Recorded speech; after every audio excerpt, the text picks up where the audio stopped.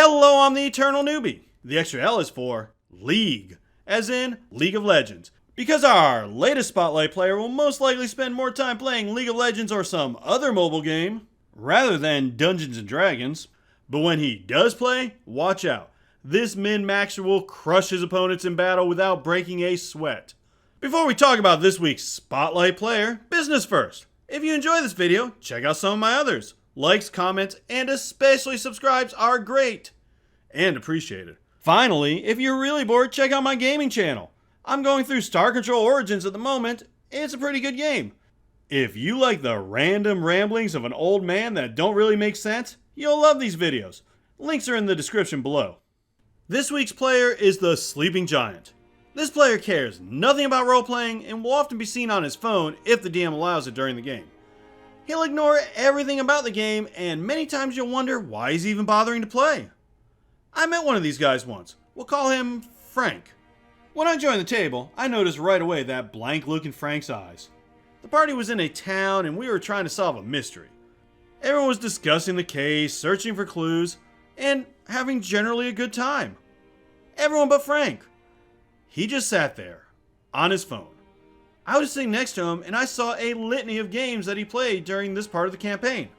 This was a while ago, but he went through all the greatest hits. Angry Birds, Flappy Birds, even Candy Crush. I gotta tell you all, I never got Flappy Birds. You wanna play Flappy Birds? Just keep tapping your screen. There, now you're playing Flappy Birds. You don't even need to install it. But I'm getting off task. What I'm trying to say is, Frank never said a word for the first 2 hours of the game. I really wondered why Frank was even there, or if he was actually playing. He did have a character sheet, but he hadn't even looked at it. Nobody talked to him or tried to draw him into the game during this time. I later learned they tried that before and it never worked, so they'd just given up. Frank had no interest in role-playing. Eventually we got to a battle, and all of a sudden Frank was in. It was like somebody flipped a switch. All of a sudden, Frankenstein is alive.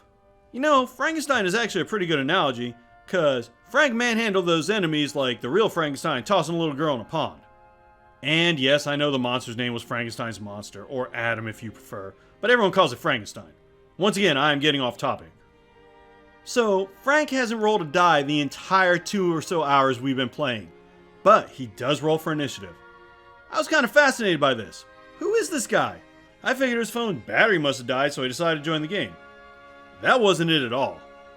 Frank loves battle. When it begins, he rolled low on his initiative, so most of the rest of us get to go before him. Frank's turn comes, and he is some kind of fighter, sorcerer, or maybe warlock paladin.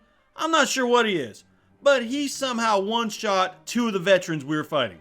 Well, one of them had taken some damage before, but the other was untouched. We are all level 6, and he has some crazy homebrew thing I'd never heard of. At least thinking back, it must have been homebrew. I mean, how else could he have done it? I was a newer player at the time and had no idea what happened. The battle was pretty much over before it began. As soon as it ends, Frank then picks up his phone and begins playing again. Didn't even loot the bodies. What kind of player doesn't even loot the bodies? A Spotlight player, I guess. That's the Sleeping Giant for you. They don't care about any kind of role-playing. They only care about the battles. They will ignore everything else. I've heard them called silent but deadly players, which also fits, but since I like history, I decided to go with the other name. I mean, after all, the player does basically sleep through most of the session, wakes up for battle, and decimates everybody. I like Dungeons & Dragons battles as much as the next guy. Probably more than most. I don't like to go much more than 1 session without a battle, and to me a good session will always have at least 1 battle. That being said, I enjoy role-playing too. What I'm trying to say is, I can see the allure of D&D combat. There is nothing like a battle where the party struggles and triumphs in the end thanks to good tactics. But I can't see ignoring the other amazing aspects of the game. Sure, I don't care for the mundane stuff. I don't like shopping in real life. It's not something I want to do for my leisure activities. The Sleeping Giant takes this too far. The role-playing part of Dungeons & Dragons is really fun, and I've learned you get out of it what you put into it. I just want to keep the everyday stuff to a minimum. I mean, if I want to do that, I'd play The Sims, or go somewhere in real life. Ignoring the role-playing is not what makes the Sleeping Giant a Spotlight player. What makes him someone I'm talking about is his actions in combat. To this day, I still have no idea how this level 6 character did over 100 points of damage in one round. Nor do I really want to. Like I said, combat is so great because it involves everyone and lets everyone shine. The Sleeping Giant takes this away. In order for the DM to challenge them, they would need to put monsters that would easily one-shot the rest of the party.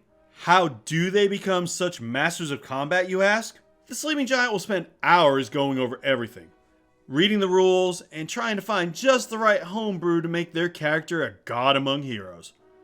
That's why they are Spotlight players. It's what makes them a 6 out of 10 on the Spotlight scale. They suck the fun out of what, in my opinion, is one of the best aspects of the game. Oh, the Spotlight scale is something I'm introducing to ranked players. Like, a good general would maybe be a 2 out of 10, and a really bad impossible player would be like an 8 or a 9.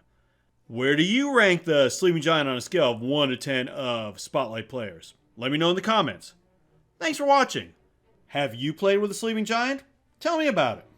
If you have a Spotlight player you'd like to see me talk about, you can tell me about that in the comments. Just give me a little info. Have a great day, and as always, do not seek the Spotlight. Let the Spotlight seek you.